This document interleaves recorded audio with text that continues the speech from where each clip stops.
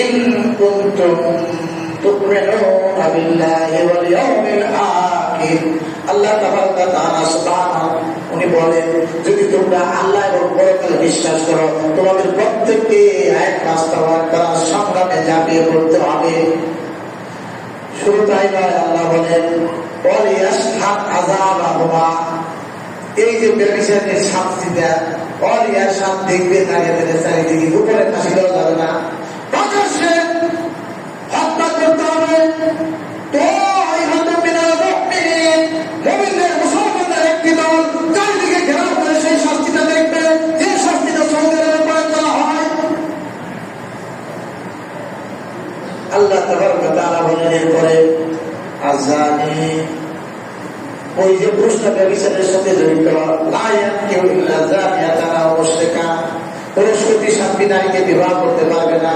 তবে সে যদি বিবাহ করতে চায়, তাহলে একজন ওই বেশ্যা নারীকে তার বিবাহ করতে হবে, অথবা মুসলিমকে বিবাহ করতে হবে। কার কথা বলেন? বুঝেন না? এটা আমার কথা।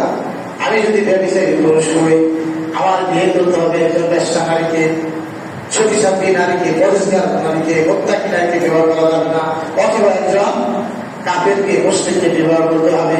আল্লাহ বলে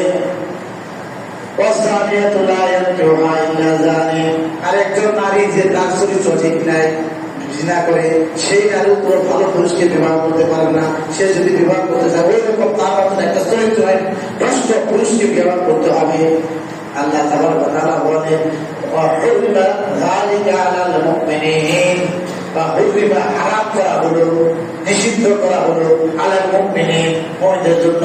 অর্থাৎ মুমিন পুরুষ কখনো অসৎ নারীকে বিবাহ করবে না, আর কখনো মুমিন নারী অসৎ পুরুষকে বিবাহ করবে না।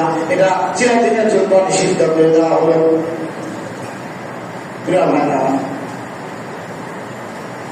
এই যে আমরা যে দর্শনগুলোর কথা বলি, ইসলামের এই শাস্তিটা যদি সমাজে থাকতো, তাহলে কিরকম দর্শন থাকতো? তাহলে ইসলামের এই শাস্তিটা, এই বিধানটা আমরা কি চান? আপনারাও চান না? এই যে নির্বাচনের মাধ্যমে আপনারা যাদেরকে ক্ষমতায় পাঠায়, কখনো কি জিজ্ঞেস করছেন ভাই তোমরা ক্ষমতায় গেলে কোরআন মসজিদে সুন্নাতের এই আয়াতগুলো বাস্তবায়ন করবে কিনা? একবারও তো জিজ্ঞেস করলেন না। জিজ্ঞেস না করার কারণে কোরআনের আইন বাস্তবায়ন করা সব আপনার কল্পের ভিতর, বুকের ভিতর না থাকার কারণে, সব না থাকার কারণে আপনার হাসনের মাঝে জবাবদিহি করতে হবে। এই ভাই বাস্তবায়ন করার জন্য রাসূলুল্লাহ সাল্লাল্লাহু আলাইহি ওয়াসাল্লাম বদরের প্রান্তরে জিহাদ করেছেন, ওদের বদরে দান করা শহীদ হয়েছে, তাইফের প্রান্তরে মারা গিয়েছে শুধু এই কোরআন বাস্তবায়ন করার জন্য।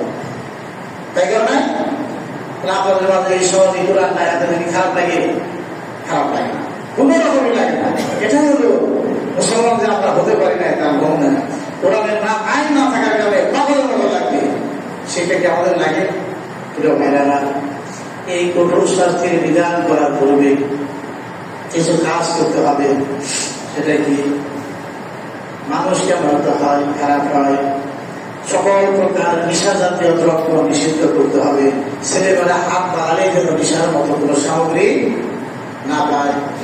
বুঝছে? এটা মদ পাওয়া যায় না, টাকা হলে গাঁজা পাওয়া যায় না, ইয়াবা ট্যাবলেট পাওয়া যায়। এখানে কেউ বেচা কিনা করে আসেন? তাহলে এটা দেখতে কার? আমি পাবো এই নেশা জাতীয় দ্রব্য বিক্রি নিষিদ্ধ করতে? আমি পারবো? আমার খরচ আছে? সরকারি ভাবে বলতে হবে কোন এলাকায় নেশা যদি পাওয়া যায় তাহলে তার এই শাস্তি হবে। এখন কি করে? আমাদের দেশে আছে মাদক দ্রব্য নিয়ন্ত্রণ কমিটি, আছে না? আর এই মাদক নিয়ন্ত্রণ কি? নির্মূল কমিটি হবে। যারা এই কাজের সাথে জড়িত তারা এই মাদকের সাথে মিশত, তারা 100 টাকা পেলে আসামি ছেড়ে দেয়। এই এলাকায় কোথায় থেকে মদ আসে, কারা সাপ্লাই দেয়,